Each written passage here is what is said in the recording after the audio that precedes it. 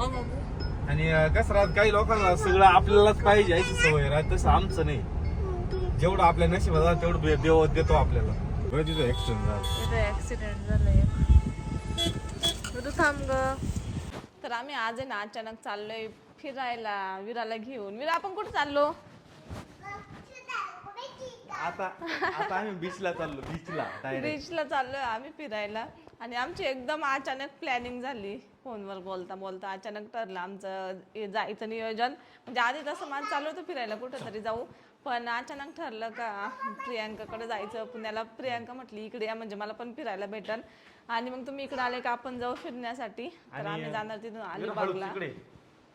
तर आता आहे ना सगळ्यांनी सांगितलेलं आहे जास्त लांब फिरायचं नाहीये. आणि काय गाड्यांना डिझेल काय भेटत नाही, त्याच्यामुळे लांबचा प्रवास करायचा नाही. त्याच्यामुळे आम्ही जाणून बुजून लांबचा प्रवास करू राहिलो. खरंच भेटणार नाही का? मोदी त्या दिवशी आलडत नव्हता का? मला नाही माहित बाई, मी नाही एवढं मोदीचं ऐकलं अजून. मोदी सांगत होता ना आता जास्त लांब हिंडू नका, परदेशातले दौरे करू नका, सोनं खरेदी करू नका सांगत होता. म्हणजे 1 वर्षाने मग करायला जाल तर मग तुम्हाला चांगलं परवडणार नाही. चल विरा, म्हणजे जास्त पैसे जातील आपले. तोपर्यंत मी गाडीला त्याला आपल्याला ना आम्ही निघणार आहे. आणि मग आहे ना खूप घाईमध्ये आवरलं मी, एकदम फास्टमध्ये घरातली क्लिनिंग भांडी वगैरे पटकन करून घेतलं आणि निघायची तयारी केली. तर आता आम्ही निघतो. आणि एवढं शॉप बंद ठेवून जायचं म्हणजे सोपं काम नाही. तरी आम्ही हिंडतो. आमच्या जागेवर जर खरंच दुसरं कोणी असतं ना तर खरंच कोणी हिंडलं नसतं, खरं सांगते. सुपर मार्केट डायरेक्ट बंद ठेवून आहे ना, म्हणजे शक्यतो कोण जात नाही, जास्त करून जातात पण मग शॉप पण ओपन राहिलं तर चांगलं असतं, नाही तर खूप तोटा होतो. तर आणि फिरण्याचा पण तोटा आणि शॉपचा पण तोटा. म्हणजे असे फिरण्यासाठी पण पैसे जाते आणि प्लस आपला बिझनेस पण बंद राहतो थोडक्यात, असंच होतं. तर जाऊ द्या, चला फिरणं पण महत्वाचं आहे. आणि मला एक कमेंट असते की तू फिरत राहते, तर आवडतं आम्हाला फिरायला. तर आवडतं मला फिरायला, मी फिरते. आणि माझ्या मिस्टरांना पण आवडतं, माझे मिस्टर पण कायम चला म्हटलं ना लगेच निघतात गाडीला. तर फायनली आता आम्ही निघालोय आणि खूप लवकर आवरता 4 वाजले डायरेक्ट. आणि म्हणजे सगळ्या बॅगी वगैरे कपडे वगैरे घ्यायचे होते. आपण कुठे चाललो? दादाच्या घरी. आजी नाही बाबा तिथं, आपल्याला जायचंय फक्त. आजी भार्गव दादाच्या घरी गेली नाही. त्याचे जरा कन्फ्युजनच झालं. तिचं कन्फ्युजनच झालंय. आजी ना भार्गव दादाची इथं गेली आहे आणि आपण दादाच्या घरी चाललोय. हा जायचं ना, तर भार्गव दादाच्या घरी जायचं नाही ना.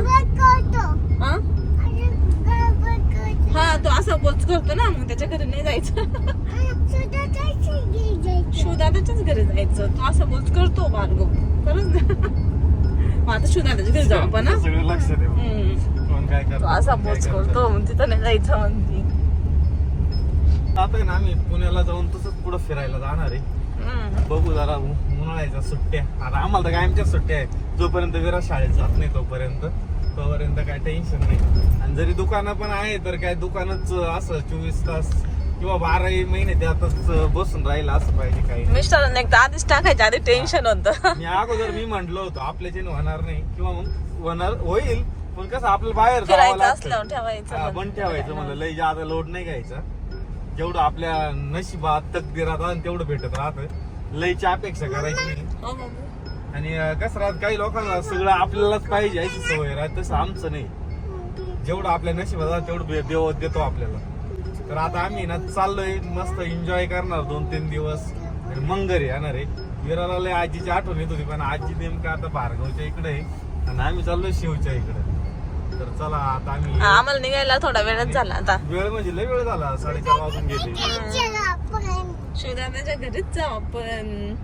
विरा किती खुश आहे तुम्ही बघू शकता पाठीमागे. खुश आहे विरा, खुश. त्याच्यापेक्षा आशू लयच खुश. मला सगळ्यात जास्त खुशी आशूला आहे. आमची मागच्याच वेळेस प्लॅनिंग होती, प्रियांकाने आम्हाला मागच बोलवलं होतं, पण मी म्हटलं नको. अॅनिव्हर्सरीलाच विषय होता, पण आम्ही म्हटलं आज नसतं एवढ्यासाठी काय एवढं लांब जायचं. पण प्रियांका म्हणली तुम्ही मला आधी भरून ठेवलं. मी बसले वाट पाहत म्हणे, म्हटलं मग येतो आम्ही परत. थांबा ऊन उन्हात पाऊस चालू झाला. अरे वाटते ऊन आहे बाहेर आणि टप्पा पाऊस पडतोय. थेंब पटत नाही चांगलं कपाटात आलाय ना याच्यावर दिसत ना काच्यावर. तुला कसा आहे पाऊस? उन्हात पाऊस आहे. अजून थोडा वेळ थांबला लय जोरात आला. मी म्हणलं होतं ना आपल्याला पाऊस लागणार. हा लागला पाऊस उन्हामध्ये. तिथं ऍक्सिडेंट झाला. तिथे ऍक्सिडेंट झालंय. तू थांब ग.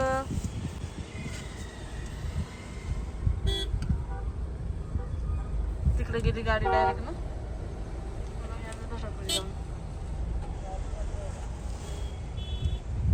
खोकली तर विराने ना विरा अशी पुढे शॉप बघितले का म्हणते चप्पल घ्यायची मम्मा. आता इकडे माझ्या मागे एक चप्पलाचं दुकान होतं पण सगळ्या मोठ्या माणसांचे होते विरा द्या. आता आम्ही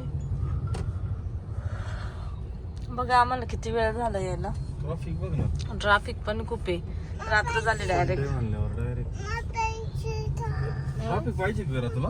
एवढं ना गाड्या बघ सगळ्या ना गाड्या. ते पुढे दिसते ना याला ट्रॅफिक म्हणतात. ट्रॅफिक दिसते बघ. बघ किती गाड्या पॅक झाला रस्ता. जायला आणि आम्हाला जवळ जवळ आता किती वाजले? 8:30 8:15 वाजले आणि आम्ही निघालो होतो 4 वाजता. 4:30 ला निघालो होतो. ट्रॅफिकला आम्ही लय चुकीच्या टायमाला निघालो. तसे पण 4 तास लागतेच. असं म्हणता 5 तास लागत यायला पुण्याला.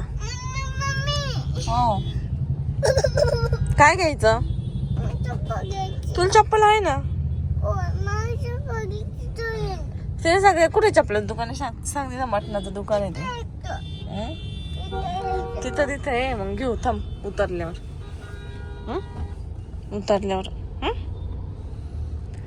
बिरूला चप्पल घ्यायची बाई. चप्पलाची दुकानं दिसते नेमकं इकडं.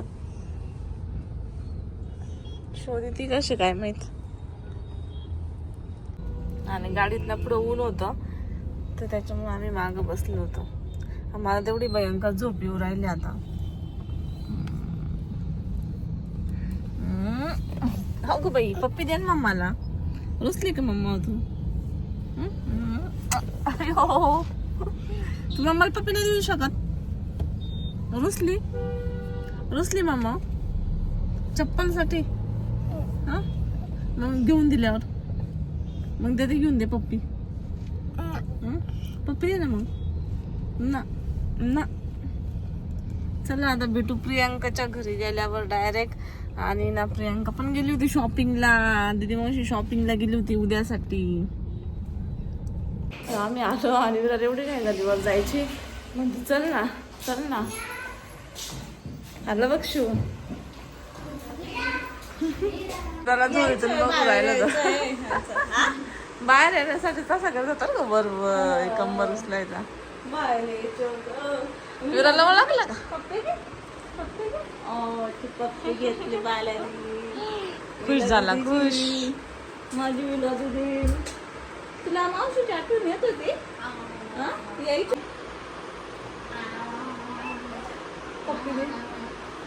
शिवदादाच्या घरी जाऊ बॉल खेळू त्याच्या खेळण्या खेळू. साऱ्या गाडीत चालू होतं बाई. ते बघ ना कसं बघतंय. ते पडायच्या आग्यासारखं आणि ते टोचा ते पण म्हणायची. विरा कोण आहे रे? कोण आहे?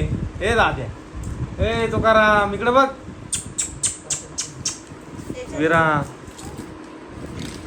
चल जेवायला चल.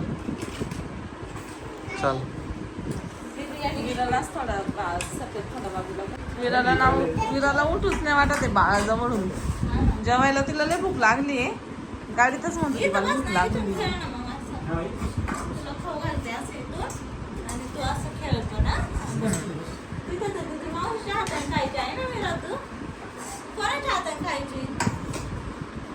अजून आधी ती मावशीची ऍक्टिंग चालू आहे बाई तिथं.